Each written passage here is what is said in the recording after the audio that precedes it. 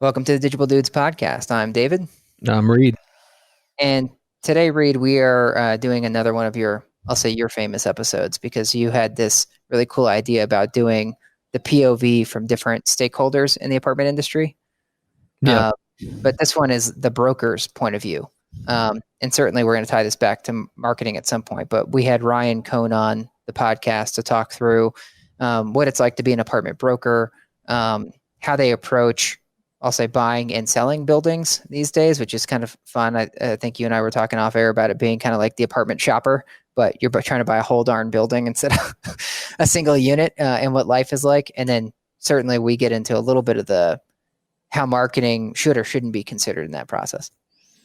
Yeah. And it's these POVs, you could say are a little self-serving because you and I are eager learners. We love to find out how everything connects. And I'll just say Ryan did, a great job in, kind of bringing that to light for us. And I thought some of the more fascinating points, and, you had some things that you added on to, but were just, the discussions around short and long-term holds, what's done or doesn't need to be done in order to maximize a property's, sale or, sale price. And then it was fascinating to hear him talk, of course, through the pandemic. That kind of came last, but his feelings about past, present, future, and in particular, the future and how, COVID's going to affect that. So I thought he was terrific. Like I said, I don't see myself as somebody that's easily impressed, but I was impressed by Ryan. He's only 33, so he's still, relatively speaking, the early stage of his career. But he's a wealth of information, and just came off as very strategic and somebody I know I'd want to work with if I was trying to sell one of my properties. I thought it was super interesting. Like, he basically was saying that for most of a customer's life, they're acting as a trusted consultant coming in and like a pre-sale, post-sale, basically like building their relationship with the client, just giving a lot of feedback about what amenities they should be adding or not adding, like how much money they should be spending on X, Y, or Z, reviewing like operational costs to see if you're getting had by somebody. And so that could be for 3, 4, 5 years before you ever like really do a deal, I guess, where that he's going to get paid out on. But it's really more about being a trusted consultant. So he touches a lot of parts of the property. And I feel like because of that, he's got, as you said, like a wealth of knowledge on the market, on how do you maximize the value of your investment and so forth. But, oh shoot, where was I going to go with that? Oh, when we were asking him what sets himself apart, I feel like he almost did himself a disservice. Like, because you hit him a lot on data and technology and how much has the industry changed for past, present, future. And he was like, yes, certainly it's important, but data is more everywhere these days. And he almost discounted how much his access to data or his company's access to data until we were trying to pull it out of him, because it does seem, you brought up Zillow's estimate, and it's like way easier to be an apartment shopper today, a home shopper today with Zillow's estimate to just do some perusing versus 25 years ago. And he was starting to get at that same angle when it came to apartments. But I would argue and say, like, sure, a lot of people can get access to some of the data that's public, like what current market rates are or whatever for this type of asset. But how you analyze that data is, I think, where someone like him and his company come in, because it's just, if I went to try to go buy an apartment building today, I'd be out of my league. Like, I haven't looked at nearly as many deals as they have, and what number may be a red flag or not. Yeah, totally. Well, it was a bold prediction, at least from my perspective, even though I understand it. I'm just piggybacking on what you just said, that his role will still be, in the industry in 50 years. 50 years is a long freaking time. But, look what has happened with Zestimate and Zillow, and really you could just say a decade. And so I'll be curious to see that. I mean, we did talk, and he was wonderful, in that he was sharing pretty open about commission rates and things like that. What historically they had been, what they are now, and what sometimes they can get negotiated down to. But it would seem to me, with more automation, with the advent and now the acceleration of MI and ML, or AI and ML, that, he may or may not be right about that. I won't be around to know, but but it'll be interesting to see. But clearly, there is incredible amount of value in the analysis you're talking about. And we've often here lately been talking about just the experience, and there's something to be said for not just a buying experience, but also the experience of going through selling something. So I think, he's got obviously a great future ahead of him. Yeah. Well, I think it's a super fun conversation. We went really long. I think I was like 20 minutes into my next meeting by the time we popped off, and there's still more conversation to be had. But I think it's, if you've never talked to a broker before, I think you'll get some value out of it. It probably is more dry than some of our other conversations, Reed, like maybe just because we're not as familiar and we were trying to like study up appropriately in the conversation and couldn't make as many wisecracks. But I thought there was a lot of really good info here. Yeah. Yeah, I agree. He drew us in pretty quickly, and I'm usually the one that ends up somehow, some way, like inserting a dirty joke or something, to disrupt but it never happened. I kept thinking that. I was like, man, I got to pull one of my old dad jokes out or something, but we never got there. We did like an hour and a half, and it felt like I barely blinked and it was over. Yeah, totally. All right. Well, if that sounds interesting, then stay tuned.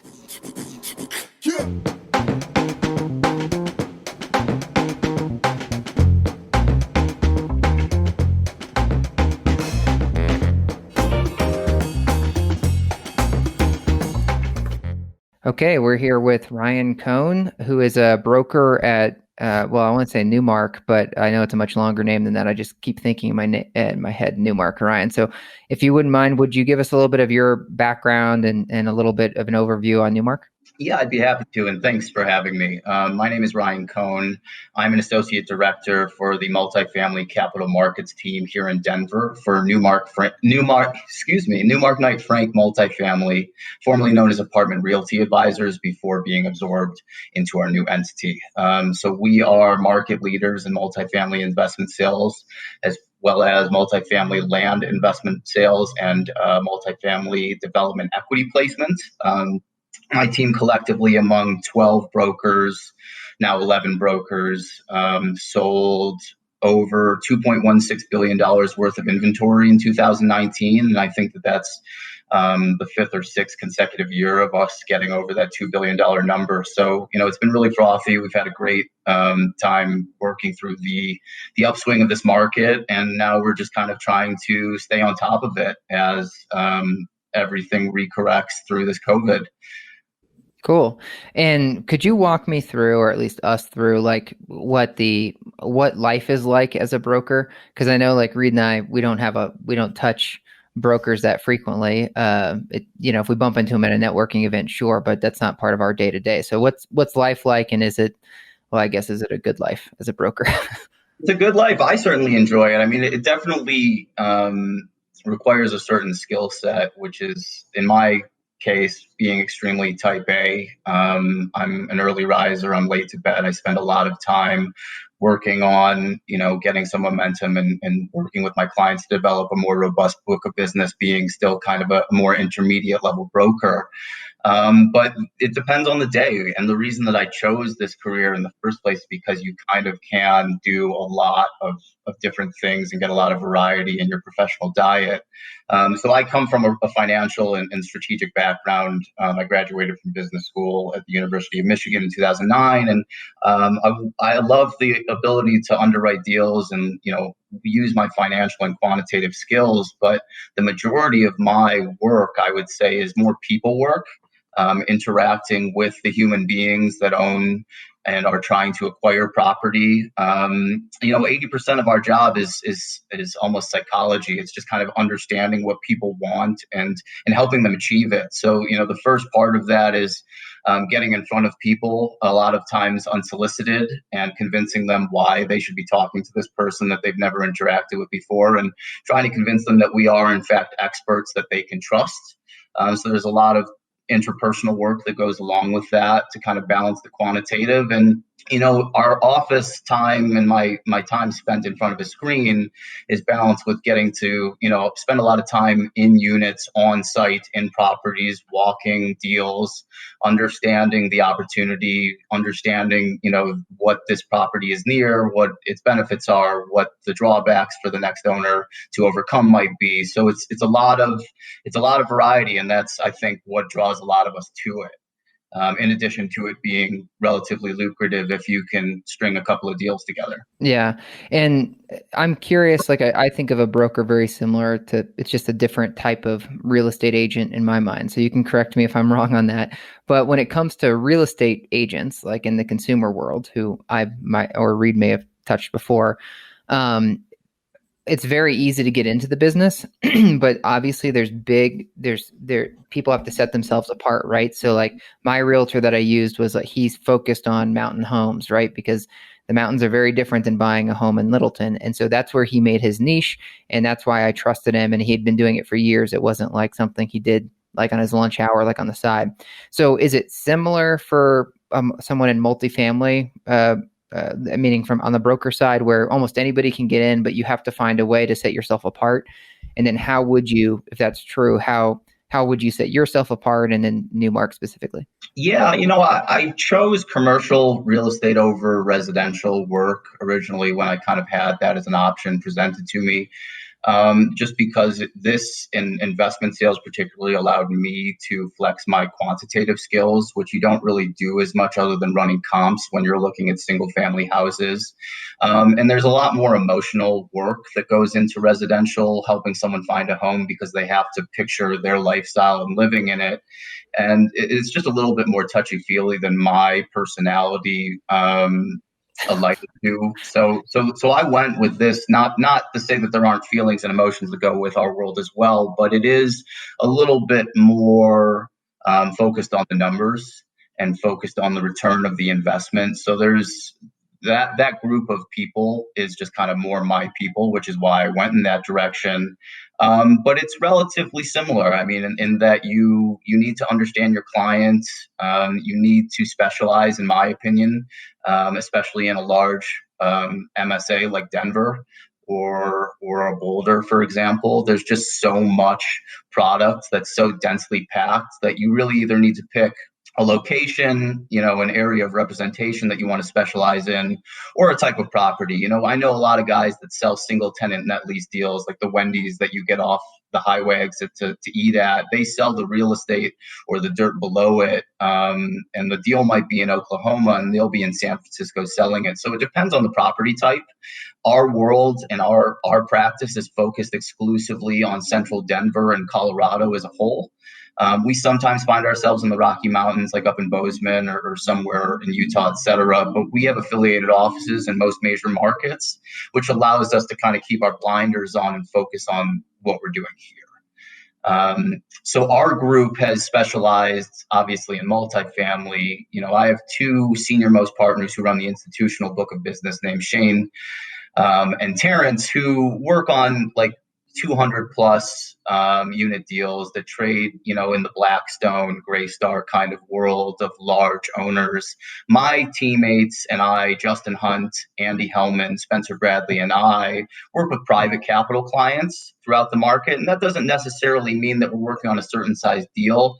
Typically caps out around 120, 150 unit type deals before we start seeing institutional clientele starting to kick around in the pool of buyers and sellers.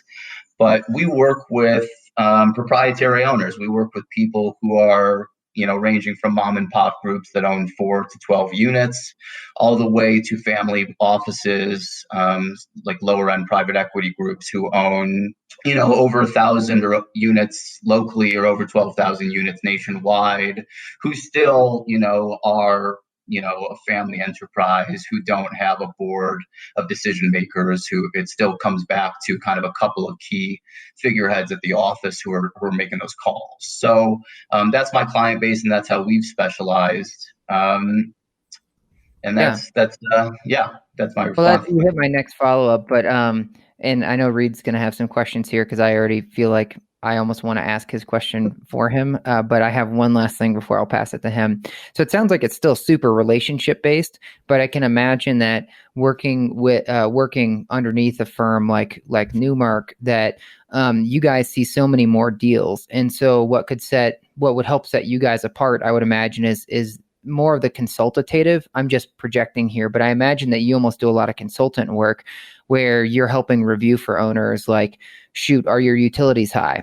Or, are there other market conditions, legal things that you should be considering for this deal or for your current deal that I know you're not in the market to sell, but were you aware where you're building that credibility long term, and being with a larger firm helps you see more of that and have more experience, just like I'm sort of projecting based on the experience we had when we went with a commercial broker to find our office space, is like even after the deal's done, he's there to help us like review and make sure that our operating expenses are in line and that there's no problem. So I'm sure you're building much longer term relationships that way. And we try to do that. We try to make sure that we're doing more than one transaction with any given group. We're sellers agents. We represent and our fiduciary duties to the seller in any given transaction. But I'm hopeful to sell a deal to a buyer in a way that they will hopefully hire me again to resell it in 5, 7, or 10 years if that's their hold period that they're planning to dispose after. So, we owe our fiduciary to our sellers, but a transaction can only be closed when both parties feel that they're getting a good deal. So it's very personal work in that sense. Forgive me, remind me what you just asked me. There was no ask there. I was just thinking that it was probably a lot more consultative, long-term stuff that you guys are getting involved in. Thank you. I just needed a quick poke in the right direction. The majority of the work that we're doing is advisory work, and most of it's done for free in the hopes that we're building a relationship and a level of trust that they believe what they're telling him. And a lot of that work, we do that doesn't necessarily develop into a deal. And we're still, of course, happy to do it in those situations because, to your point, it helps us understand the market as a whole. And to your point earlier, we do see almost every major, I would say 100 unit and plus deal that prospectively to be marketed around here that isn't sold directly without our advanced knowledge of it. And even though I personally might not be touching all of those deals, and I'm really focused on, say, $2 to $10 million opportunities personally, in addition to supporting my senior partners, all of those comparable rents, all of those P&L sheets, all of those financials from all of those deals are going into our server, which I and my research team, that institutional team, and little old me all share. That institutional knowledge all flows through all of us.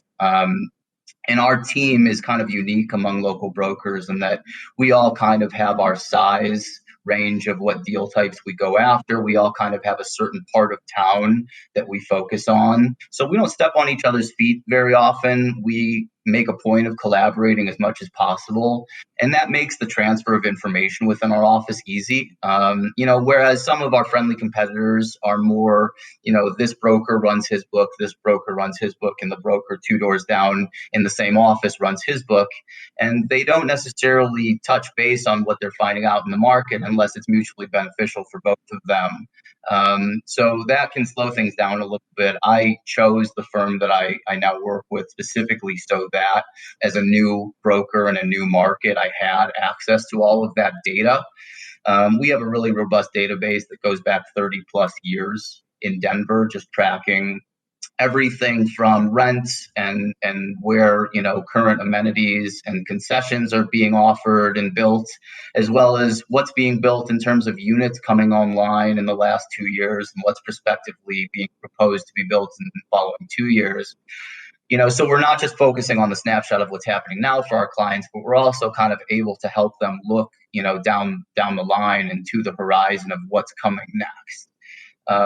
So having all of that in the same office has been really beneficial for me personally, and it benefits our clients as well because we're providing them more perfect information in terms of our evaluative power to them. So yeah, it's great to have all of that kind of flowing through our office. And we do pride ourselves on having the best access to information in Denver, for sure. Oh yeah, that makes. I can only imagine. I mean, we see the same thing in our own business, right? That if the more campaigns we have, the more data we have access to, which it means the more we can start to make good inferences and advice for people. But Reed, before I go into more about the deal cycle, want to give you a chance to ask a few things. Yeah, well, lots of interesting, I guess, points here to explore. But I'm curious, as you were talking through things, to hear more about the relationship maybe between the property type and the investor. So, being that you mostly work with private capital, $2 to $10 million, and we had some of these conversations, David, with a couple of our portfolios where we got a chance to hear more about, I guess, the deals that they were exploring and the type of investors they liked working with. Wondering are they predominantly like this investor is going to be focused on this property type, like Class A is what they like to invest in, or is it more commonly diversified where it's like, you'll see this. I mean, most investors work with B, A, and even affordable.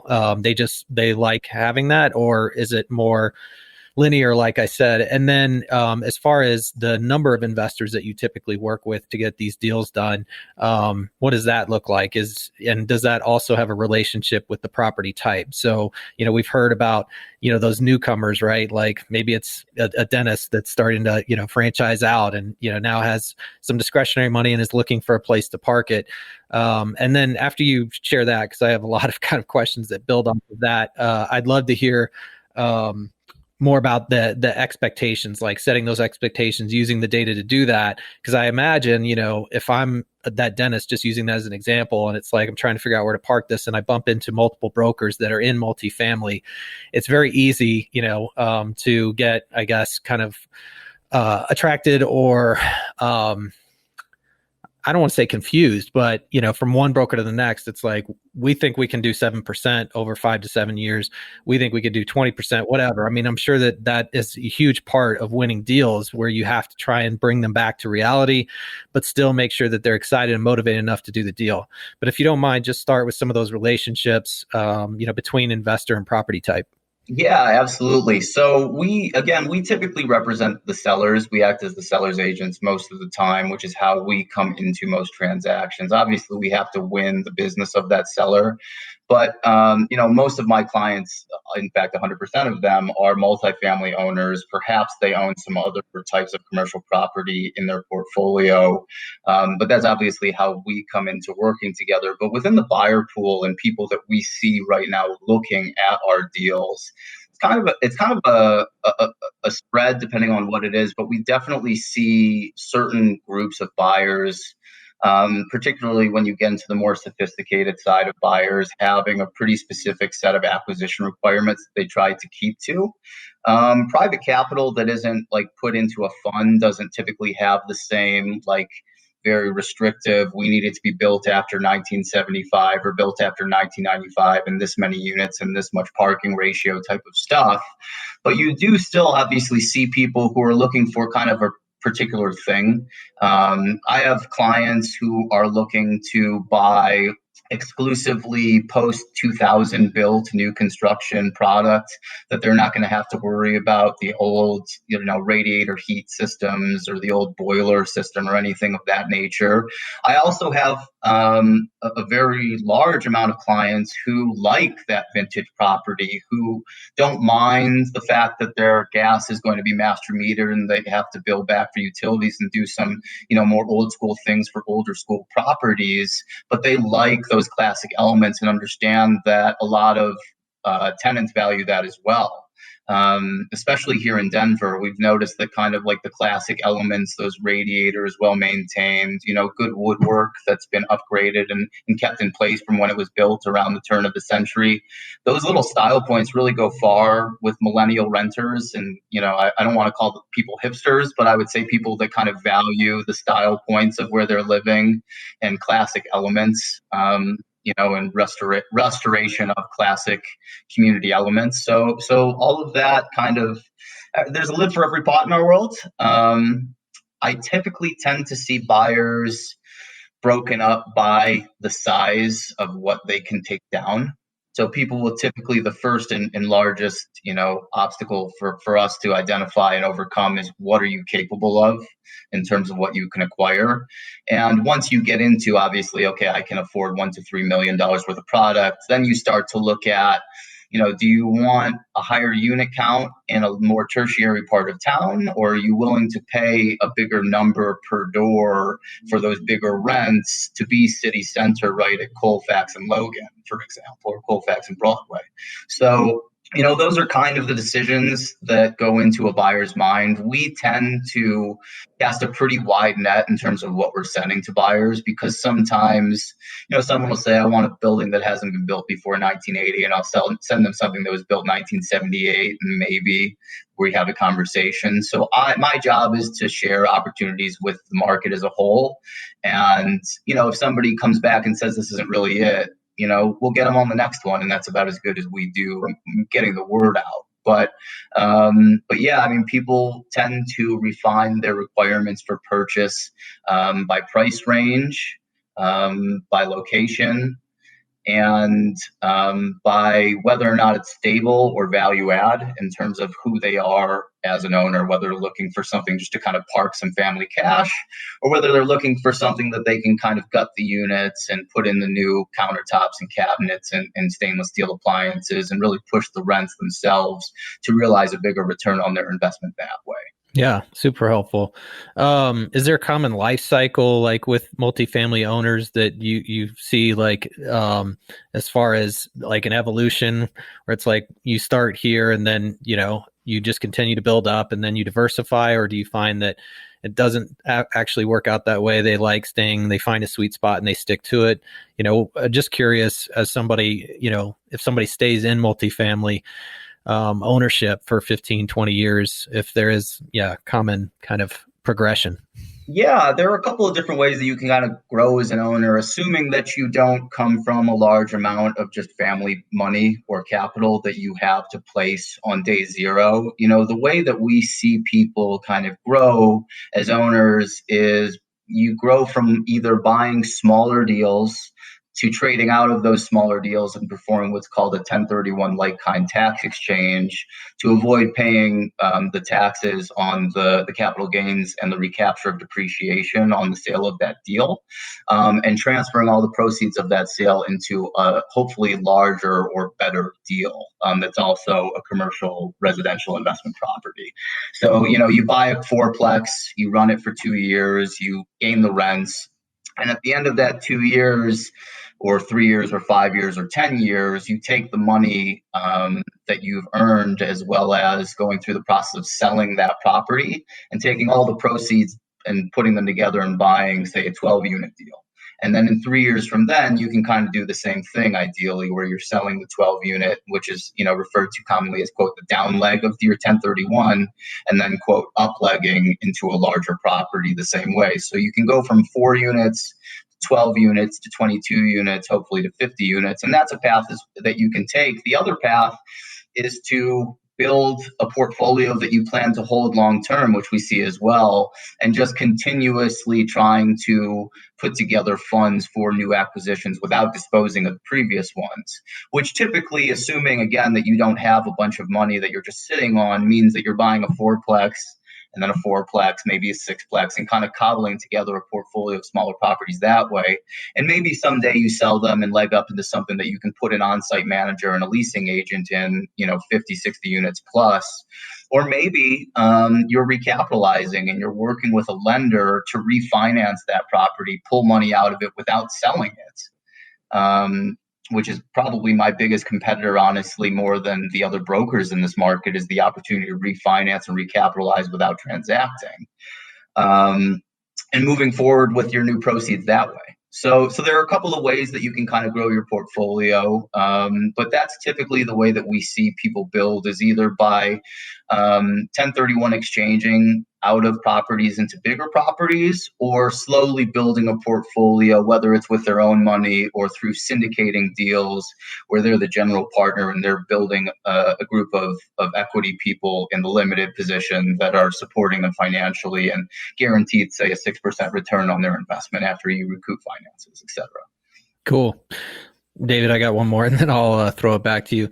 I'm curious to hear, and this is kind of tangential, I guess, to the setting expectations, but is like the risk gradient, within multifamily, like how that compares to other verticals. So I didn't know how much you guys find yourselves like, is the decision already made? I'm coming into multifamily, or do you often have to kind of compete, let's just say, with other, verticals that they might be interested in investing in, which then obviously gets into what these returns look like, short, long term. I mean, all sorts of things are kind of inside of that. And then I'm curious, still staying with kind of this risk gradient, what that looks like inside a multifamily, if there's a pretty, significant delta, or if there isn't huge changes. Cause I'm used to just like, no different than index funds or, playing the stock market or whatever. It's like high risk, high reward, and so are those same opportunities like pretty clear, like inside a multifamily? But first question is, do you often, or regularly have to talk through clients that have other opportunities, or is it already a done deal? It's like, you're already a multifamily owner. This is, we don't have to be bothered by any of that kind of outside distraction. Yeah, I mean, whether or not they own other asset classes of property, whether they have retail in their portfolio or industrial or office in their portfolio, most of my conversations are geared towards multifamily, just because I am a specialist of that nature. But assuming for a second that I and my colleagues at Newmark Knight Frank, who specialize in those other asset classes, were to sit down collectively at a table with a shared client who owned all of those things, we probably have to break up that conversation into different portions of like, all right, let's talk about your office, let's talk about your multifamily, let's talk about your retail, just because the approaches are so very different, and the world, especially now post-pandemic or mid-pandemic, the spread of the risks and rewards and the ability to get financing for all of those different property types is really vast and different right now. When we're having conversations with somebody who owns a variety of property, or say a mixed use deal where there's like 40 units upstairs and there's retail on the first floor, all in the same parcel, all owned and operated by the same operator, we typically will bring in guys at our office who are retail specialists, so that they are providing as expert level information as we are on multifamily. And it kind of goes back to what we were talking about earlier, and that, I wouldn't ask an office broker to make a recommendation on the multifamily next door. And geographic location doesn't really affect, two different property types on the same block have very different outlooks and have very different, operation strategies, just, based on what they are.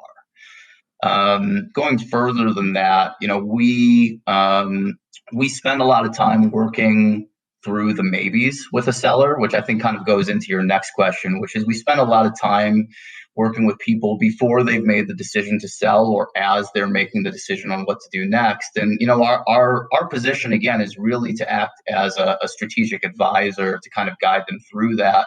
And we hope that they'll do something with us when the time comes. But we also, on our team, have a capital markets team, which specializes in sourcing debt for multifamily as well. So as I kind of mentioned earlier, my biggest competitor in getting a deal sold is a lot of times not, the other brokers that are competing for that listing, but it's the owner's knowledge that debt is so readily available at such an affordable rate right now because of where, the Fed has kept interest rates, and Jerome Powell having promised that won't change for at least the next, I think, 16 months from today. We try to be sure that we're bookending a prospective client with both opportunities to refinance with us or to list with us. But furthermore, we try to just provide them with the most accurate information we possibly can to make their decision. And then, what they do from there is totally up to them. David, can I ask one more? Why not? Well, comparing this actually to single family, and as we're talking through a little bit more about, again, expectations, you have like Zillow, for example, right? And Dave and I, laugh, but don't, like how much that's now influenced, a buyer's expectations. And 10 years ago, it was like the estimates wildly off, and brokers were regular, real estate agents were like, that's bullshit. You don't need Like, don't pay attention to that. That's not real world. But that's changed, and they've closed the gap. Kudos to them. But I didn't know, when you're dealing with owners and trying to walk them through or prepare them for sale, like whether they already have heavy, like kind of predetermined expectations based on some other like third party, or if you predominantly are shaping that for them. Because I'm sure obviously when they get into it, and especially if they've been in it, they already have some expectation of what they should what the return's going to look like. But then when the rubber meets the road and they get towards the end of this deal, like, if you're having to deal with any of that kind of interference, and how aligned are you typically at the beginning of what they can expect? I mean, is it, so. Yeah, every person who is prospectively selling a deal knows what they bought the deal for, and they know how they're operating it typically, unless they have a third party manager and they, live somewhere else and they just trust the people that they have operating on their behalf. And if they have kind of a pulse on the market, they're seeing our and our friendly competitors sending them new deals and new opportunities, and they're also hopefully keeping an eye on where the deals around theirs that are on market are selling for and transacting for. So they kind of have a ballpark idea of a general market feel. But dissimilar to single family, the differences in a multifamily property, the spectrum of what you can find inside of a multifamily deal is just so much more broad, and the potential so much more vast than a single family deal. And I guess the couple of examples that I would give in that sense is, every single family house, you can look at it from the outside and see if it has a 1 or 2 car garage. You can pull up the square footage and whether or not there's a finished basement. And you can look at the photos, which have been provided to you, which hopefully provides a pretty good feel. It's harder to do that in a 300 unit property or even in a 40 unit property, because you have 40 individual tenants who live in those units. And you also, as the landlord, can't tell those tenants, you can't instruct them how clean or how to live in your units. So you have to obviously, and also it would be extremely time constraining to take every prospective buyer through every one of those 40 units. So we, on our end, before we present it to market, do our best to get an idea of what the unit mix is, what the unit square footages are, what the age of the mechanical and the plumbing, and what type of electrical is in there, what level of power, whether it's 70 amps or 100 amps, or in those really old buildings, sometimes 20 or just 30 amps of power, which is the difference between being able to run a dishwasher and a hairdryer at the same time or not. And all of those little things that you kind of don't focus on as much on your own home when you're looking at an investment property, and all of the potential things that could go wrong or that could require upfront investment for you in the first 3 to 5 years of your ownership. There's just a lot more boxes to check. So it is a lot more difficult, I would say, to look at a multifamily or any investment opportunity from the street and be able to assess it to the same ability that you might be able to a single family home in a residential suburb, just because they are by nature considerably more unique, the commercial properties, that is. So it's quite a different approach. Well, you had mentioned something just a second ago about almost like I'll say advising someone, right? So like you're on the sell. It sounds like you guys prefer to get the seller, not the buyer. Or I mean, I'm sure you'll help buyers, but on the seller. So what's the typical timeline? Are you like advising someone?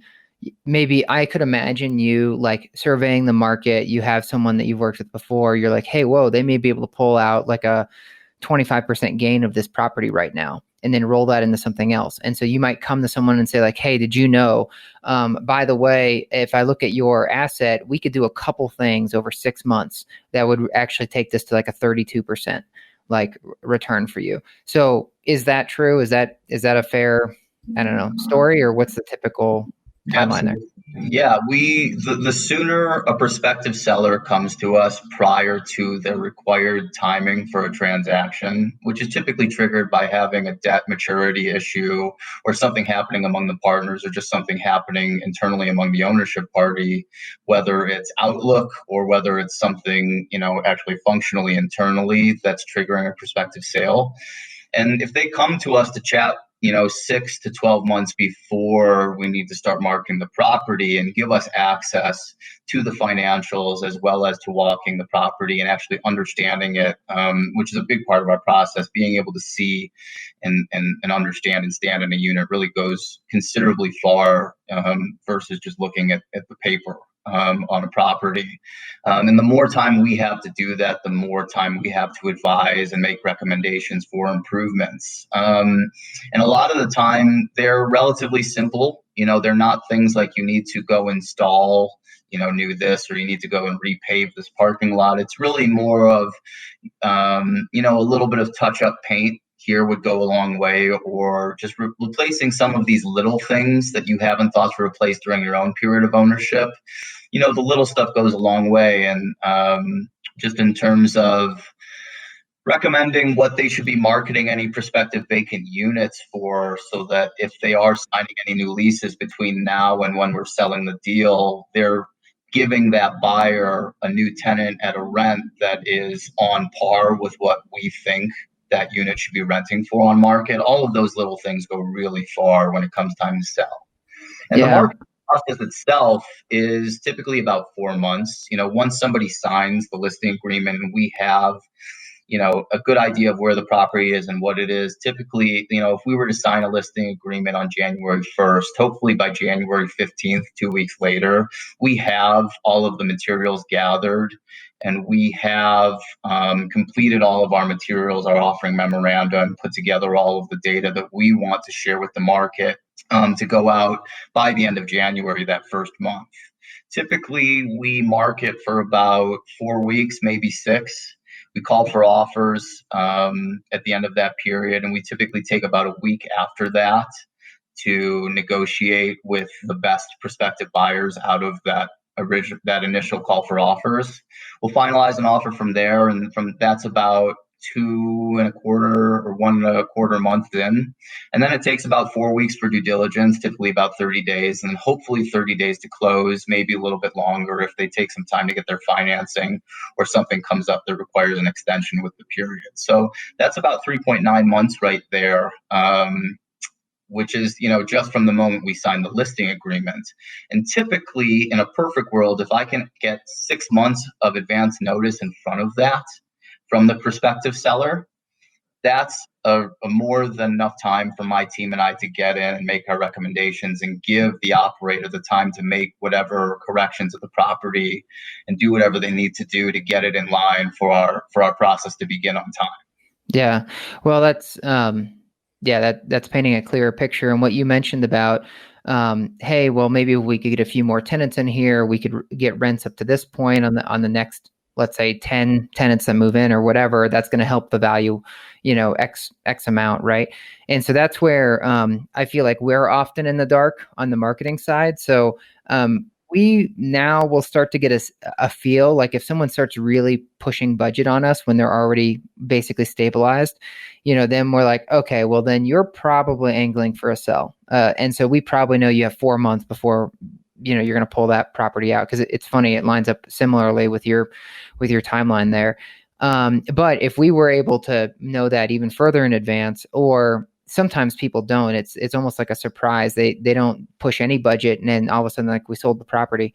But if we knew that in advance, we could probably help them where it's like, hey, look, you may overspend a little bit right now on some of your marketing costs, but it's going to help drive the value of the property up by X, right? By doing that, because maybe we're going to try to push rents another couple points than you would have otherwise if you're just trying to get the best return right now, because you're more looking at the sale. So I think that would be, for us, something that we could do a better job of getting in with our clients and saying, the more you can keep us in the light here about what the plan is, the more we can actually advise you like when to push a little bit harder on some of those marketing budgets or platforms. Yeah. So one of the biggest hurdles that I probably see most frequently with sellers is they are fearful to let the cat out of the bag of what they're thinking of doing, because they're afraid of, the implications a lot of times of the interpersonal effects of what it means. And I think sellers are a lot of times afraid to tell their tenants what they're doing because they don't want the tenants to, anticipate a rent increase or a new owner who's just going to come in and try to squeeze blood from the stone, which, by the way, isn't really the case most of the time. But more importantly for you guys, I think that a lot of times operators and owners are afraid to share their plan with a property manager or with a team that's helping them market vacant space, because they're afraid that that service provider is going to take that to mean that this job, effectively this site of working on, is going to be taken away from them, and that there might be friction in doing that, which we very rarely see. I mean, with a professional management group and groups like yours, everybody who works as a service provider in commercial real estate, ultimately, our goal is to serve the owner and the operator. And the more information we're provided and trusted with, the better we can do that. The only way for us to overcome that hurdle collectively as service providers, in my opinion, is to build the trust, that level of trust and personal relationship with that owner, so that they have a level of confidence that you are a professional, that you have enough irons in the fire and enough plates spinning, that you understand the nature of ownership of real estate isn't necessarily a perpetual thing for everybody, and some people do hold for a stated term and sell, and that's just the nature of the business. So I think that, prospectively, as long as you guys, when you're talking to people, maybe in the outset or earlier in the process, maybe before they've even mentioned it to you, letting them know, we can help you with disposition services and positioning for disposition. You just have to let us in. And obviously, we're going to work with you full time and to the extent of our ability throughout the entire term of your ownership until the papers are signed and the transaction is closed at the title office. Because I think there's a level of fear that, the manager or the marketing group or whoever it is gets that 30-day termination notice from the seller, like, all right, I'm selling, we're done here. The hope, and I think that most clients should understand this, is we treat every job like a pitch for the next job in addition to the job that we're working on now. So, how I interact with you throughout the term of your ownership is hopefully going to predicate how we interact on the next deal. And, again, most people, unless they're at the end of their term of ownership, whether they're retiring or moving on to the next equity opportunity, typically when somebody's selling a deal, they're probably buying something else with that money, because most people understand that having a big lump of cash sitting in your bank account is considerably less valuable than having cash flow on a perpetual basis. Mm-hmm. Yeah, well, that's a great perspective. I'm going to move a little bit back into Reed's question. So he was talking about Zillow and how you can just with single family, basically keep a good feel in the market. It sounds like what you're saying, Ryan, is that you almost rely, or owners today almost rely more on their broker to do that and maybe some minor paying attention to deals in the area, but it's different, obviously, because the deal flow is just not as heavy as is in single family, where you might have 10 or 12 homes in a neighborhood, turn over in a summer, right? So there's not as just not probably as easy to get a good handle on it. So what I'm getting to with, as I tee up, I'll say Reed's questions, but Reed, you will often ask on a 1 to 10 scale how they believe they're utilizing data and technology. So I'm curious, when it comes to the broker angle, if that's changed a lot in your view. And then obviously I'll parlay this into the question that we both like, but past, present, and future. What I almost started with that, but I couldn't help. I had too many other questions after I heard Ryan's first thread. So glad you're bringing it back to past, present, future. Well, I've got lots of time this afternoon, so we can get through all of it.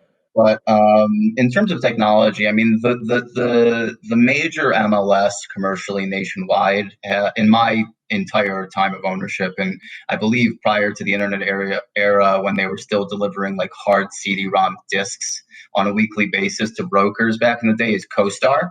And CoStar and the equity group that own it also now own LoopNet, which is kind of like the prosumer, bridging the gap between who pay that multi-$1,000 per quarter membership for CoStar and people who just kind of want to poke around for end user space or whatever it is. You can find typically any listing that's on CoStar on LoopNet and vice versa. And that group also now owns 10X, which is an auction platform. So that's all kind of under the same roof. But we all kind of joke that because we're all friendly with each other, but we are truly all competitors in my broker market, is that it's very hard to get good, perfect information on a site that's fed by everyone and also no one. In that, they track the county deed of registers, and if you're tracking deals within there, they have good information. But sometimes they'll have a 22 unit listed as an 18 unit, or condos will be posted as apartments, stuff like that. So I would say that the technology is all about 60 to 70% accurate, and it really, our market and commercial real estate worldwide is just naturally such a fragmented market, that you really do need somebody who you trust to be interacting with on deals. Or you need to be registered and working with buyers who are selling deals who you trust to buy deals from. You don't necessarily need a buyer's representative. You just need to be interacting with people who, when they tell you what they're saying as far as a sales pitch and why this deal is so great, you need to believe them. And that's really what that comes down to. Yeah. So then past, present, future on tech? Past, I would say that brokers pre-internet and way predating my career are much more used to being the gatekeepers of the information and to being kind of a necessary bottleneck in the process where you have to come to me. It's more of a position of power. I would say that a broker in 1975 has considerably more power over holding the information than a broker does today or in 2025 in the future, just because of the internet and of the world being so much flatter than it was then. And that goes back to kind of what I was saying in terms of we really act more now as advisors than brokers. In terms of I give a lot of free advice. I'm happy to do it, and we try to kind of put deals together that way. But the present, I would say, is kind of a mix of being advisory and being really up on your market. So I mean, there is obviously databasing and having quantitative knowledge of the market, but that really comes again from seeing as many deals as you can and interacting with as many owners and operators as you can. So you're seeing, what they're running their properties for, what they're quoting rents, what kind of concessions they're offering to new tenants, and all of that good stuff. So I would say that the commercial broker will be very difficult to replace by automation, for sure. I'm pretty confident that my role will still exist in 20 or 50 years. Whether or not it exists as it does today, it's hard to say. But the way that we get our information is kind of a mixture of, I would say, probably 25% technology and going to the county assessor's website and pulling info from GIS systems and all that good stuff. But probably about 75%, pounding pavement and hitting the phones. It's really much more, in person, going to see the properties, walking units, interacting with owners. That's really the best way to get information. And there are sites like Apartment Insights and Axiometrics and Yardi Matrix who do an incredible job of tracking rents and transaction information and all of that good stuff. But those technologies are still only as good as the workforce they have refreshing those analyses and those research databases. So data in my market moves faster than every 30 days. And even, those firms that have research analysts who are calling regularly to get updates on, okay, what are you quoting for rent now? What's a one cost? What is a two bedroom cost, et cetera, et cetera. By the time you get off the phone, that information might have changed. So only going to these websites for information gives you, I would say, a good ballpark feel. But if you really want to get out of kind of the bird's eye view and get a more on the street approach, you really need to be there yourself or have a representative you trust actually physically interacting with the market. And then future, it's hard to say, but I think that we're going to see ourselves continuously pivot into that role of advisory.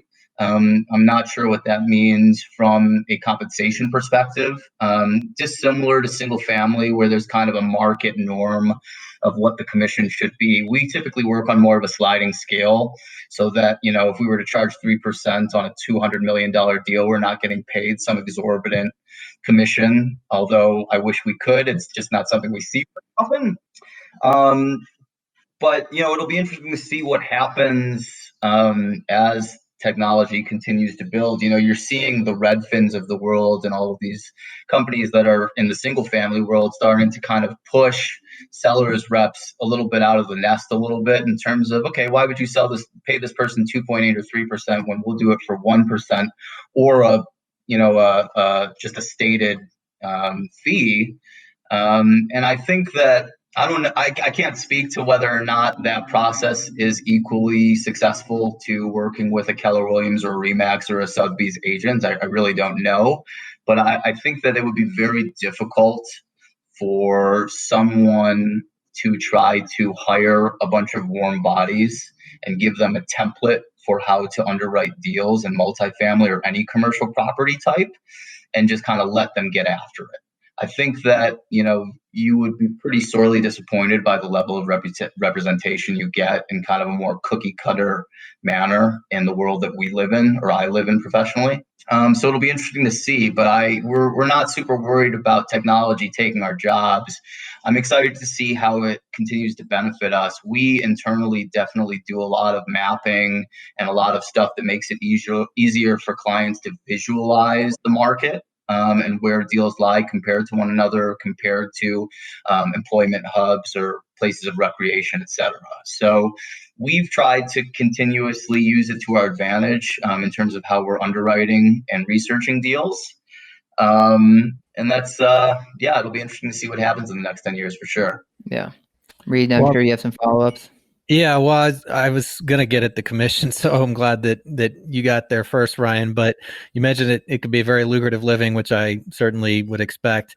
And I was curious, as it comparable to single family as far as the commission, and then you already got in front of the scenario where it's, whatever you said, $20 million, that there's certain caps in place to protect. But that made me then think about margin compression for us, and our industry has been a result of the not just advent, of course, but the explosion of technology, data and automation, like that all kind of converging. Because now, and it's natural, and frankly, we could be probably pressed on this even more from our own clients. But Dave and I often will talk about other categories where this is far more matured, where it's like we know that 80% of what is happening is happening through technology and automation, not your team. And yet you're still trying to charge us the same, management fees that you were 10 years ago. And so when I was at the Post, I was running the ad department before we started this company. And I remember trying to explain that trend to our CEO. And I just said, hey, while everybody's looking at digital, especially in the media world, as the panacea, the solution, like this is a transition we're going to make, and this is where you're going to start making your money. It's such a commoditized space. I was like, and with technology and the automation, all of this is actually going to be driving the margins down. You may still see the top line, but you're going to see the margins driven down. So, comparing that to what you were just talking about, it would seem on some level that, as data and technology continues to evolve and mature, that you might have some of those same kind of challenges, I guess, or questions like, how much of this work is really you, Ryan, versus like what's already available or what tools you're using. We often point, and we just had to, because we just made a modest, I'll say, rate increase. But our overhead has gone up because we're investing on their behalf. And that's one of the ways we handle that is, we are using this data. We're not asking you to buy it. We're using this technology, and we're using it better, frankly, than you would. And so that's part of the reason why we're maintaining, in some cases, even growing or increasing our management fee. So I don't know if you have anything to add there. Kind of, this is still with the past, present, future, whether you think that you'll be able to hold those, 3%, or whether you would anticipate some but commission compression. And, as you talk 1975, was it, 10% and now it's 3%, or has that been where it's been at for the last, 2 or 3 decades? Yeah. I can only speak to the last 7 years professionally, but it does seem from what the older dogs in the office would tell me that not only in the internet era has our ability to kind of gatekeep the information kind of decreased collectively as brokers, but also, the normalization of fees, et cetera, and people having a little bit more street level knowledge of what things should be. But again, we really from the seller's side aspect, I would find it very difficult to believe that anybody would list with someone who isn't a local market expert, like a national firm that didn't have like a local someone who had some sort of a track record in that market. I would say that buyer representation has almost gone away. And I don't know if that was something that existed before my time, but especially in our world, in the investment sales world, as the seller's agents, when we're listing property, we typically look to the buyer pool and we select from it not only on terms of who's offering the best price and terms, but in terms of who we believe is the most capable of actually getting a deal done and who we have the most confidence in actually getting a deal done. So working with a buyer's agent can be kind of a double-edged sword, and that if you don't have the experience to go out and look at deals yourself, you should have somebody advising you in that regard. But it also is very difficult as a buyer's representative, being that all of our sellers' deals are available through the internet and pretty easily searchable by the buyer themselves from their home office or from their own desk. It's difficult as a buyer's rep to kind of get in the middle of that and justify a commission. So I am admittedly tough on buyer's representatives, because I would hope, especially in a market with as many good buyers as Denver, that somebody would be able to and have the sophistication as a buyer to approach a deal themselves. And that's really the side of the ticket that I think has gotten hit a little bit harder, is tenant representatives, buyer representatives, people that are going out and looking to acquire space or use new lease space, et cetera. I think that there's an idea from the consumer, you might be able to speak to this, as the quote widget maker who was looking for office space not so long ago. It's easy to pull up on LoopNet a search of available space. But a lot of times you'll see like office space available 1 to 48,000 square feet. And you don't know how the space is broken up. And it's almost slightly intentionally made in a way that we want you to come to us through a professional, because we don't want to give you the real estate 101. In the investment sales world, if you're coming to us to buy a multi-million-dollar deal, you didn't just find that money on the sidewalk earlier that day. And we do have a certain level of assumption that you, as an individual and a relatively intellectual person, are savvy enough to do the deal. So I would say that the buyer's representatives have gotten squeezed a little bit by the availability of finding listings online, and the ability to reach out directly to the listing agents. We on our side haven't seen it as much. It's not to say that it won't happen, but my biggest the times when I tend to take lower commissions are typically when I'm competing for a listing with, say, 3 or 4 of my other competitive, my friendly competitors in this market, and one of them says I'll do it for X, and the seller or the prospective seller likes my proposal better and likes the way that we've framed how we think we would transact on the opportunity. But will come back to us and say, hey, I really want to work with you, but will you do it for 2% instead of 3%, because this person said they'll do it for 2%? And our answer is usually yes, unless that other person is like somebody who works out of the trunk of their car, which isn't typical among my competitive set. So that's kind of the way that my commissions get compressed. But, at the end of the day, whatever we're making on most deals is enough for it to be worth our time. And again, I treat every opportunity like it's not only one transaction, but an opportunity to hopefully go find 2 more, just by all of the people that I'm interacting with through that marketing process. So, my network of trying to build a book of business is really built through the spider web of just conversations of talking about new opportunities. So we try not to be greedy. And again, that, as advisors, we tend to do a lot of work for free just to get past that first hurdle of, can I trust this guy and does he know what he's talking about? And we're happy to do it. We just, you got to plant a lot of seeds and do a lot of deals in order to make it work. And we do try to keep our plate full for sure. Yeah. Reminds me of the expression my dad always says, pigs get fat, hogs get slaughtered, right? We say it all the time at the office. It's a very common phrase. Right. One more question, I'll pass it back to David, but I'm surprised I would have lost a bet if I had said that we would have gotten almost an hour into this conversation and not hit COVID.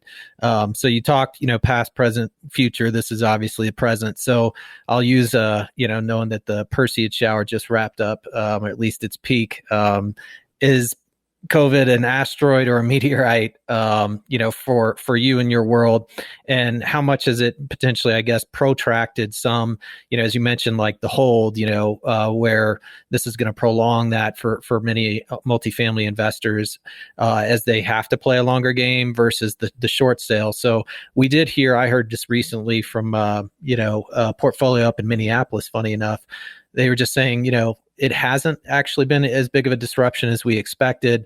Still a lot of development, still a lot of deals going on. But what has happened is some of the folks, and maybe it would be some of your more common clients that, are working with private capital, have gotten a little bit more anxious as a result. And so they want to hedge their bets, so to speak, and they're getting out, which is allowing some of the larger institutional owners to come in and get great deals because they can play that long game. So just, if you take that as a jumping off point on the impact of COVID. Yeah, you always see consolidation and downtimes.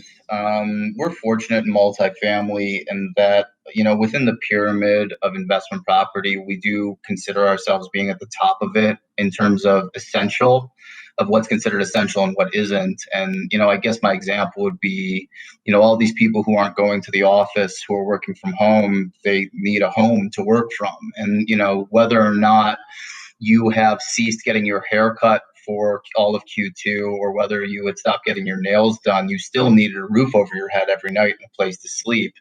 And I think that for most millennials, I graduated college in 2009. I'm 33. And I think that a lot of my colleagues and people kind of in the same boat as me or a little younger, this is the second recession that they've prospectively lived through, assuming that this actually, becomes a fully blown long-term recession. Obviously, 2 quarters already passed. It is a recession, but we'll see how long it lasts for. Obviously, we're kind of still hoping for that V-shaped recovery. It doesn't look like it's happening, but it's a different conversation. We haven't seen a massive devaluation on transaction value. We listed a deal that was 31 units in Capitol Hill and, one of the most dense rental markets in Denver, mid-March. We called it for offers at the end of April, I believe, and we closed in June throughout Q2. And that deal traded for, I think, 97% or 96% of what we were whispering the price to be to the market. So that's pretty consistent with where we were at about this time last year. And a lot of private funds and equity groups and people that were maybe focusing on a bigger return on what I would call riskier product types are now understanding in a very demonstrable way why multifamily is a little bit tighter on a return basis than, say, a retail deal or an office deal, or even a single tenant net lease Arby's or Walgreens type of a deal, because those tenants can go dark. Whereas, at the end of the day, apartment units haven't really changed that much in the last 120 years. You've got a kitchen, a bathroom, a bedroom, and hopefully heat and running water. And that's really, that's made it easy for people who own older vintage deals to retrofit. I sell a lot of 1910, 1930s deals that have new quartz countertops and LVT flooring that have been installed, but they're not going to tear down a beautiful building to replace it with something new. So, I would say that the runway on owning a multifamily deal is considerably longer than the competing asset classes, and that I don't expect that the footprint of it is going to change that much in the next 50 years. Retail and office have been changing at light speed. Industrial, the way that industrial warehouse space is laid out and the pivot into vertically, going up more than one floor potentially for a warehouse and distribution center, all of that is very different from where we were even 25 years ago. So multifamily is considered more essential from, the tenant's perspective, but it's also considered safer in the sense that it's slower to change. And it's more likely to remain occupied. There's also considerably more tenants to backfill it. In that, if you have a 20,000 square foot office space, you need, somebody who can afford 20,000 square feet and also has a workforce to put in there versus, a 600 square foot, 1 bedroom, 1 bathroom apartment unit in downtown Denver. There are thousands of people who are prospective tenants for that unit. So all of that has kind of separated us from the pack, I would say, in the last, throughout this pandemic, in the last quarter and a half. And it's brought a lot of people to the table who were previously looking at office and retail and industrial deals. What we've seen conversely happen is that nobody really wanted to test the market in March and April, except for a couple of brave souls who we're very proud to have shown a very positive return for, as well as showing the market a whole that positive return so that other people are willing to take the plunge and put their deal on the market. But we've seen lesser inventory this year for sure. The buyer pool has gotten smaller, but the buyers that have remained in it are equally as aggressive as they were this time last year. But the seller pool has gotten much smaller, I would say, than the buyer pool, which has kind of allowed us to kind of maintain that value. A lot of people didn't want to risk selling something for less than what the true market value was.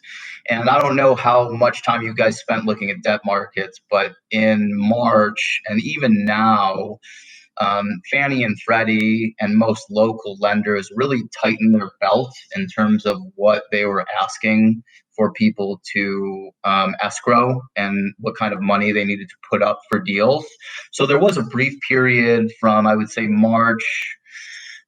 the beginning of March, say March 3rd through mid-April or May, when nobody really knew up from down and the debt quotes were changing every day at such a pace that it was really hard to keep track of.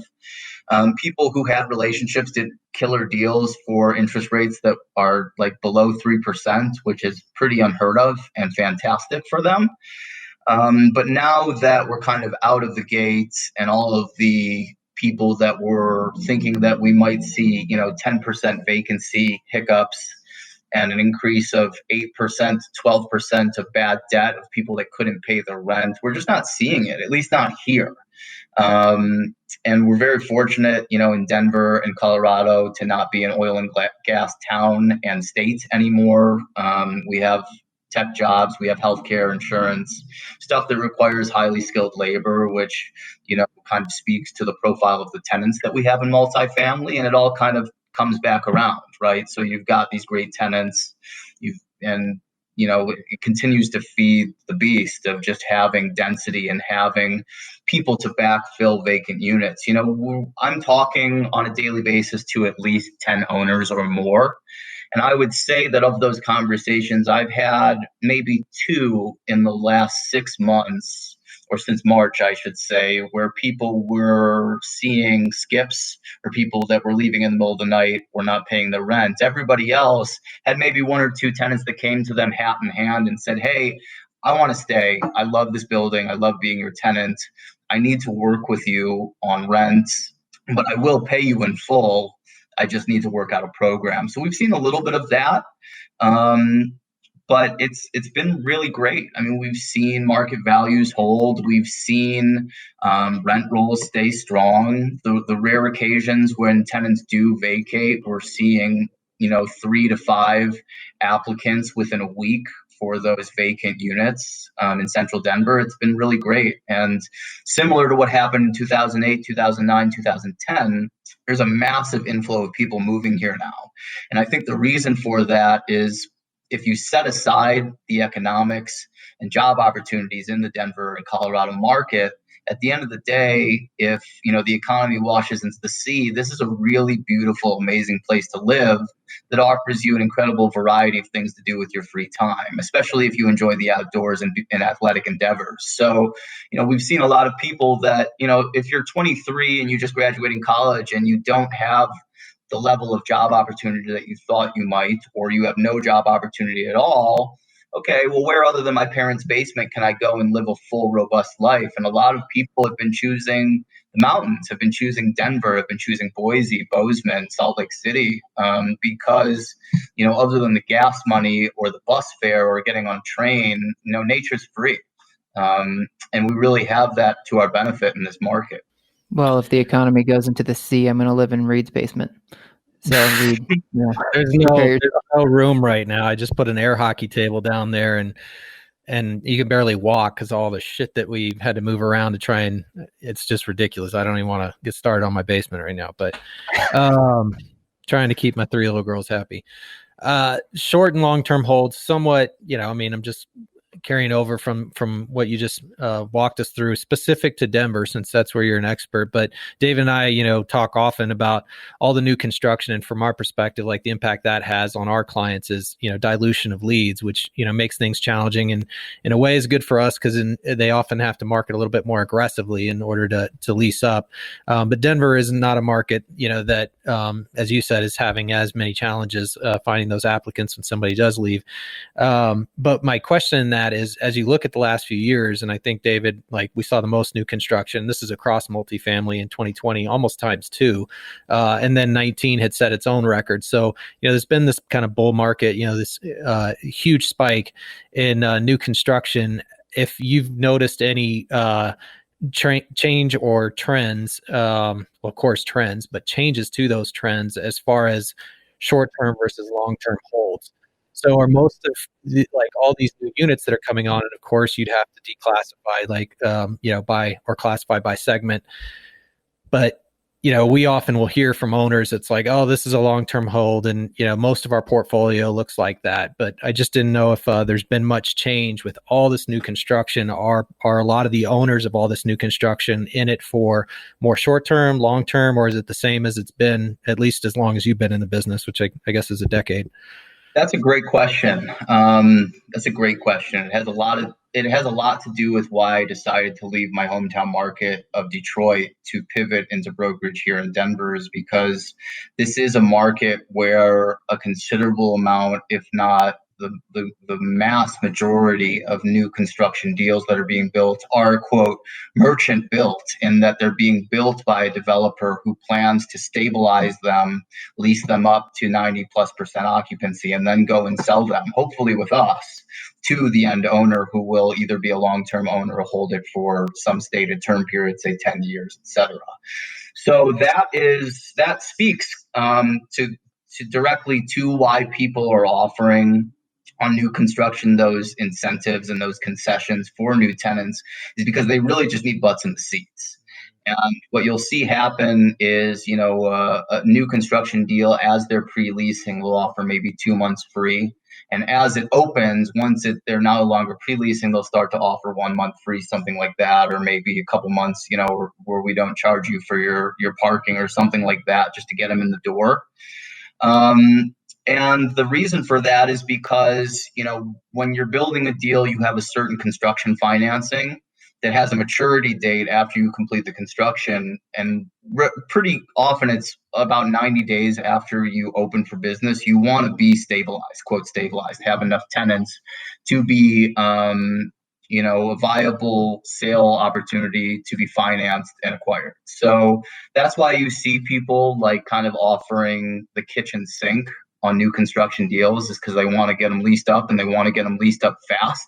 There are some professional tenants in the market who know how to work that, the ones who travel light and don't necessarily unpack in their unit that much. A couple of IKEA furniture pieces and a mattress is all they need. And you can kind of go from new construction deal to new construction deal and pay, 10 months for a year's worth of rent kind of everywhere you go, if you're willing to pick up and move every time that happens. The reason that your long-term holders aren't doing that is because they don't have any, immediate maturity of debt on the horizon that they feel the need to just get these people in there. And to the point I just made, a lot of time those tenants aren't necessarily the most quality, in that, as I'm sure that your operators and you guys have noticed, the turnover can be an extremely expensive part of the operation and ownership of a residential rental property. And in a perfect world, you want your tenants to be staying more than that initial lease. You want them to stay for 12 months and hopefully renew and continue renewing indefinitely until they have some life event, a wife, kids, second kid, that just grows them organically out of your space. So that's what your long-term holders are competing with, is merchant developers who are building and stabilizing property in order to sell it to its ultimate long-term owner. That so you just, I guess, answer this, but I was going to ask who's like the person that's buying from these short-term, owners. Is it typically for the long haul, or is there one more cycle before it gets, to somebody that's going to typically take it for a longer period of time? So I didn't know, like, well, you get it. You have this like race to get it occupied, get it stabilized and sell it. And then there's a second like stage of that cycle before it gets to the long-term hold. But it sounds like you're saying it moves directly over. Either or. I mean, it could go either way. Once you've got a fully stabilized new construction deal that's ready to be sold, assuming that it's like one of those highly amenitized Class A, the pool and the grill area and the gym and like a parking structure and all of that good stuff.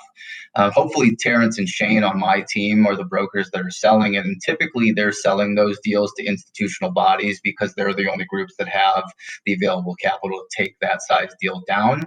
Institutional groups tend to have a stated hold period, be it 7 or 10 years or 5 years or what have you. In the private capital market, it's much more of a spread, I would say. I would say it probably goes about 50-50 into people who are looking to buy something to add the value, to, upgrade it in some way, shape, or form and recapitalize by selling it on the back end. Or, the other half is people that are looking for somewhere to park capital on a long-term basis in exchange for the cash flow. And again, keeping in mind that, at least in our own minds, multifamily is at the top of the investment pyramid for commercial property. Other than moving from one apartment to another apartment, we don't see people trade out of deals to go and move on to, say, buy an institutional deal.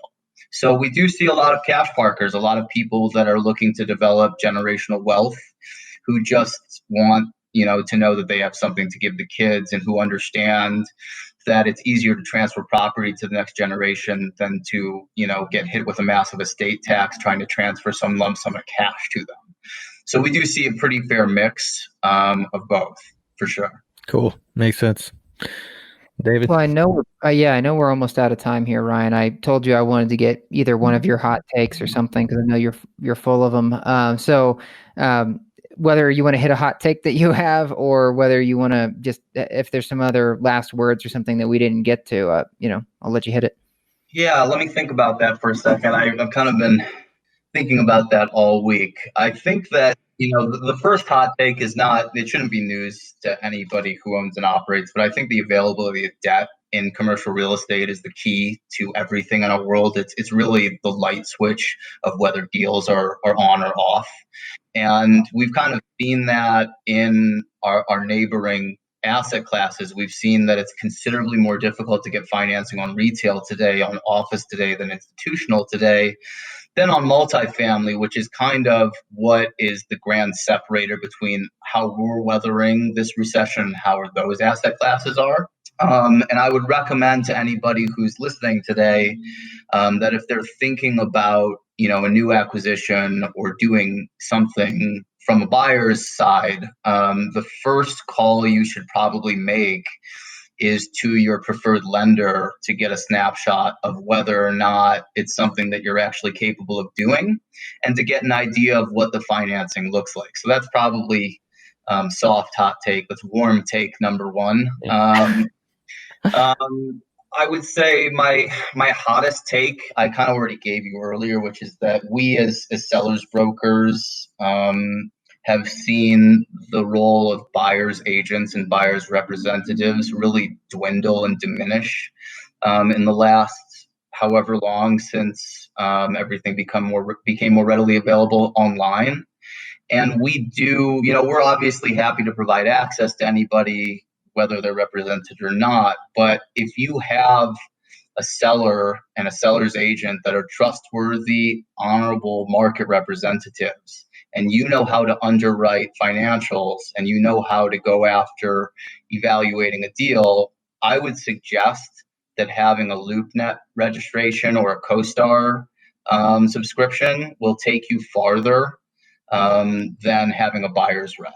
And I would further say that if you are looking to buy a deal in a certain market, to go online, try to identify the top 5 or 6 major brokerage firms in that market who seem to do a major, quantity of transaction volume. And I would reach out to each individual office, tell them who you are, what you're trying to do, and do your best to stay in touch with them at least once a quarter with every office, so that you are interacting directly with the people who are right at that key decision point of whether or not a deal is coming soon. Because a lot of the time, if somebody's keeping in touch with me from the buyer's role and they're keeping in direct touch with me, I'll tell them what I have coming 2 months from now, maybe 6 months from now, so that they can start to make a plan. If they're, say, a little bit slower moving or a little bit newer to the process, I can kind of do things to warm them up and give them a little bit of advanced runway, as long as we kind of understand one another and they are capable of doing what they say and saying what they do. And finally, the only other hot take I have is be wary of, as an investor, of all of those, quote, new product types within residential rentals, the co-living, the short-term rentals. All of that has really been hit extremely hard by COVID and by the pandemic and by our inability to sit next to each other in this day and age. So, I would be very cautious of looking at those kinds of investment types. And we're hopeful that people that have kind of pivoted into that will come back to us in the traditional rental world, because ultimately providing permanent housing is better for a market than providing, people who are coming into town for a couple of weeks with a pseudo hotel room to stay in. And Denver and Colorado do have more tenants than we have units, and we do have a housing shortage for sure. And I would argue that temporary housing has affected that, not in a major way, but I do look forward to hopefully seeing some of those units that have been Airbnb pivot back to being true long-term rental properties, for sure. Yeah, well, that's super interesting. It's basically that underwater swing set community that you were looking at. I think you should pass on, is what Ryan's saying. Yeah. Well, I'd like to say, as we somewhat are wrapping up here, I like to think I'm not easily impressed, but I often laugh at myself, because when I had a stint in pharmaceuticals, suddenly my IQ to my network skyrocketed, because I was talking about neurology and whatever endocrinology. It's like, wow, this is incredible. But that being said, seriously, Ryan, you are a fountain of information. I'm super impressed. I very much would wholeheartedly recommend you to our ownership groups, especially here in this. In our backyard in Denver. I was going to flatter me. Yeah. Well, yeah. Let me ask you about volume of deals. We when we talked to one of our, I don't want to say our favorite client, but certainly one of our bigger clients, out on the East Coast, they're one of the fastest growing third-party management companies out there. And we were doing a segment focused on kind of the deal, the presentation that they, how they approach it. And we got into just how many, what's the close rate look like? How often are you pitching? And so have to ask you the same question. I don't know if that's changed much. As you said, things slow down a little bit in March and April, but what's the average number of deals? You mentioned you're usually talking to 10 owners on a regular basis, but in a given calendar year. Oh gosh, it really varies. I would say we probably sell, my team alone, just the 4-man group that I'm on, just looking at us, we probably sell, I would say, 4 to 6 deals a quarter. I would say something like that. So 1+ deal or new opportunity per month. about.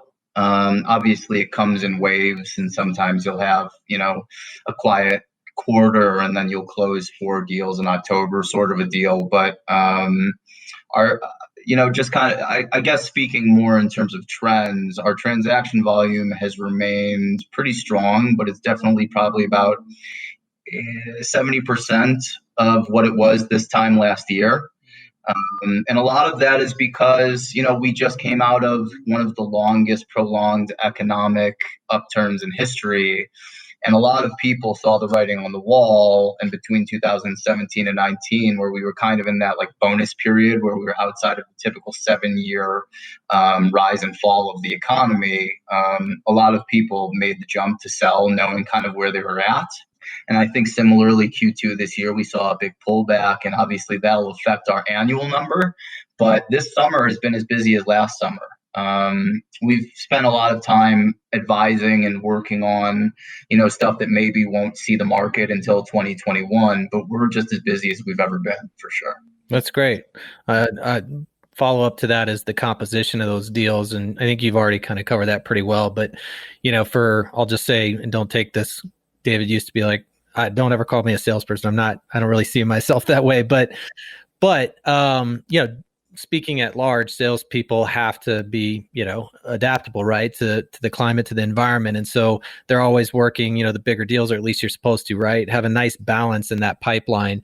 And then that can change quite a bit given, the climate. So didn't know if that's happened a whole lot for you, where it's like, typically in those 4 to 6 deals, this is what, that would compose, but I'm having to play a different game, at least in 2020. And then I can see, kind of a return to normalcy in 2021.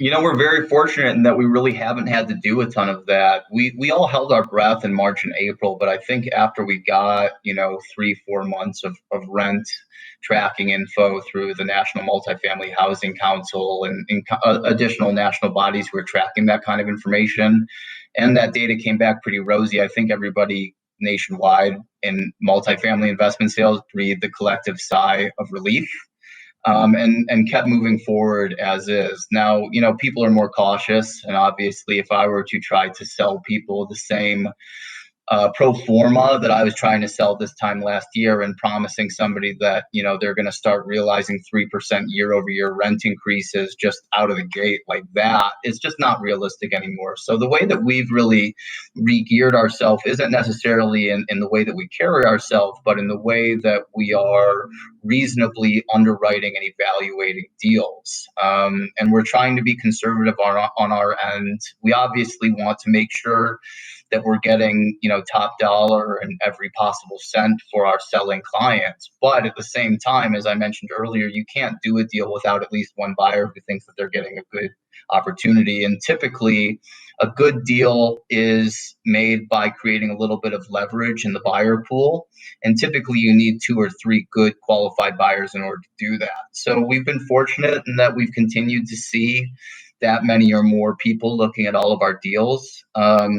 We've also seen that because, there's less inventory nationwide on the market, we've got a lot of people signing confidentiality agreements just to keep their analysts busy and underwriting new deals. So not to say that they're looky-loos, but we definitely have a lot of eyes on our property who are, I would say, just kind of trying to understand where we're at, that we know aren't necessarily real buyers, who just kind of want to understand and want to continue to keep their analysts employed and working. So, we're grateful for those people. If they want to talk to us, even if not buyers, just to kind of understand the market, we're always happy to chat with them. And we've been really fortunate here in Denver and throughout the Rockies, and that we haven't seen any massive hiccups other than in March, April.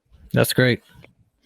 Well, Ryan, thanks so much for coming on. I wouldn't be surprised if we have to have you back at some point to speak more directly about the market and what's going on. I know you have a lot of insight into policies and initiatives that are happening in the area that we're not privy to, with most of our clients being out of the area. So anyways, this was super educational for myself personally. So thanks for coming on. Likewise, this has been a ton of fun. And I'd love to come back sometime, chat about something a little different.